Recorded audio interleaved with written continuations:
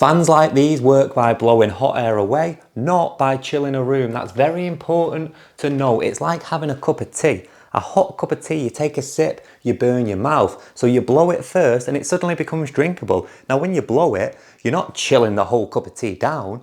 You're blowing the hot air from the top away so you can take a sip of the much more tolerable liquid inside. That's exactly what these fans are doing. How it works is your body's constantly producing heat, so you constantly have this air bubble around you of hot heat. Now when you sweat, you get even hotter because then your body has to produce more heat in order to evaporate the sweat off you.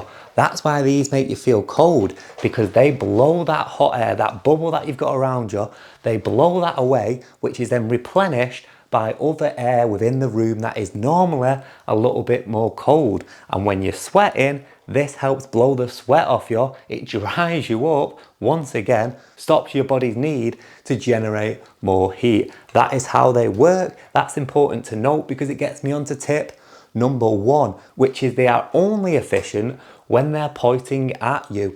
Don't put the fan in a room and then walk out into another room thinking you're going to come back to a colder room. All you're doing is blowing the air around the room. Fans like this tower fan and a lot of fans, they have a tilt button. A lot of people have that on, so it's tilting around the room and it's kind of moving around.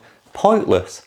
It only works when it's blowing at you. So put the fan right next to you, have the air blowing on you consistently. If there's other people in the room, be pleasant and put it on the tilt mode, but if not, just have it blowing on you, and as soon as you leave the room, click the off button and off you go. That's the major difference between these and air conditioning, and that's why air conditioning is much more expensive, because air conditioning is replacing the hot air with cold air. It's actually generating cold air, which this is not doing. It's just blowing air, which gets me on to tip number 2, ghetto air conditioning. What you're gonna do is you're gonna get a bowl of ice and you're gonna put it in front of the fan, turn the fan on, and then you're blowing cold air into the room. The ice is generating cold, the fan is blowing the cold. This is only gonna last about 30 minutes, maybe even an hour if you've got a big bowl of ice. It's not an all-day fix and it's not a perfect fit. It's nowhere near as good as air conditioning, but it does a job and it does it well, especially if you've got a table fan and you're doing some work and you've got a bucket of ice or a bowl of ice on your table, blowing it directly on you. It's a good respite from the heat. Tip number 3 is to create a cross flow of air. You want to find the colder side of your house. This is normally the north facing side of your house. It's either going to be the back room or the front room. Which one in your house is colder? You're going to put the fan in the colder room, you're going to open the window in the hotter room, and you're going to blow that air out. What you're doing then is you're blowing all the cold air throughout the rest of the house. Now this only works when it is somewhat tolerable outside. If it is super hot outside, all you're going to be doing is blowing hot air around your house. That's not going to be good. Perfect for when we've come to the end of the heat wave and now you're trying to cool your house down. Your house is still super hot. Your house is hotter than it is. It's hotter inside your house than it is outside your house. That's when this tip's going to come in handy, not in the middle of a heat wave. Which gets me on to number 4.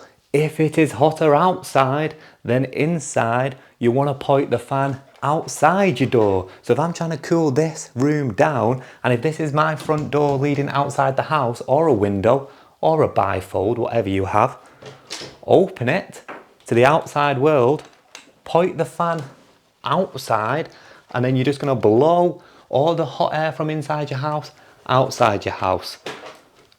Close it, lock it out. Okay, point the fan outside.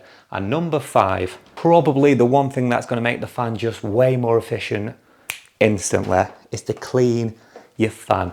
Especially here in the UK, we have super cold winters, super cold autumns. You get no use of the fan. Normally, we bought a fan 3 or 5 years ago. This Dimplex I've had for about 6 years. We use it during summer and then it just gets left to pick up dust. That dust really impacts the efficiency of your fan. Take some time to clean it, unplug it, Take it apart, clean it. If you've got a box fan, clean the blades. If you've got a tower fan like this, some of them, you can actually easily pull them apart. If not, get a duster in between there and just clean the whole thing up. This is the Dimplex. If you're in the market to buy a fan, I'll leave a link to this one in the description. Like I said, it's done me well for years and it's pretty good. I've also done a review on it in the past, but there we go. Top tips to making your fan more efficient. Brilliant.